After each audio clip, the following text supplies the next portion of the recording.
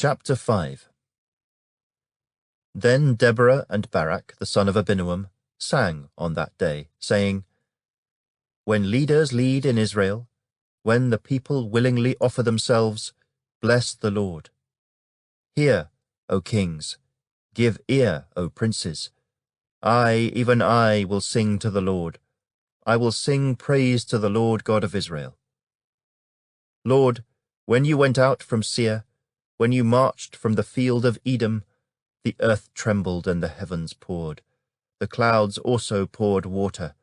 The mountains gushed before the Lord, this Sinai, before the Lord God of Israel. In the days of Shamgar, son of Anath, in the days of Jael, the highways were deserted, and the travellers walked along the byways. Village life ceased, it ceased in Israel, until I, Deborah, arose a mother in Israel. They chose new gods. Then there was war in the gates. Not a shield or spear was seen among 40,000 in Israel. My heart is with the rulers of Israel, who offered themselves willingly with the people. Bless the Lord. Speak, you who ride on white donkeys, who sit in judges' attire, and who walk along the road. Far from the noise of the archers, among the watering places, there they shall recount the righteous acts of the Lord, the righteous acts for his villagers in Israel. Then the people of the Lord shall go down to the gates. Awake, awake, Deborah! Awake, awake, sing a song. Arise, Barak, and lead your captives away, O son of Abinoam. Then the survivors came down, the people against the nobles. The Lord came down for me against the mighty. From Ephraim were those whose roots were in Amalek.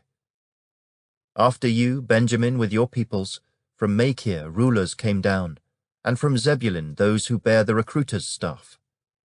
And the princes of Issachar were with Deborah. As Issachar, so was Barak sent into the valley under his command. Among the divisions of Reuben there were great resolves of heart. Why did you sit among the sheepfolds to hear the pipings for the flocks?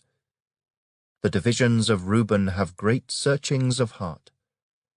Gilead stayed beyond the Jordan, and why did Dan remain on ships?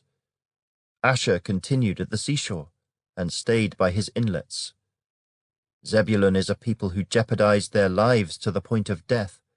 Naphtali also on the heights of the battlefield. The kings came and fought. Then the kings of Canaan fought in Taanach by the waters of Megiddo. They took no spoils of silver. They fought from the heavens. The stars from their courses fought against Sisera. The torrent of Kishon swept them away, that ancient torrent, the torrent of Kishon.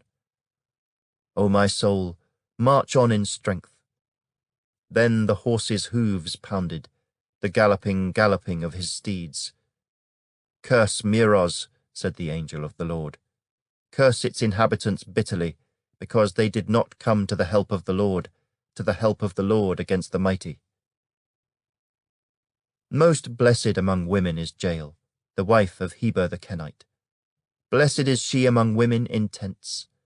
He asked for water, she gave milk.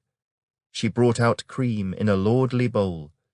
She stretched her hand to the tent peg, her right hand to the workman's hammer. She pounded Sisera, she pierced his head, she split and struck through his temple. At her feet he sank, he fell, he lay still. At her feet he sank, he fell. Where he sank, there he fell dead. The mother of Sisera looked through the window and cried out through the lattice, Why is his chariot so long in coming? Why tarries the clatter of his chariots? Her wisest ladies answered her. Yes, she answered herself. Are they not finding and dividing the spoil? To every man a girl or two. For Sisera, plunder of dyed garments, plunder of garments embroidered and dyed, 2 pieces of dyed embroidery for the neck of the looter. Thus let all your enemies perish, O Lord. But let those who love him be like the sun, when it comes out in full strength. So the land had rest for 40 years.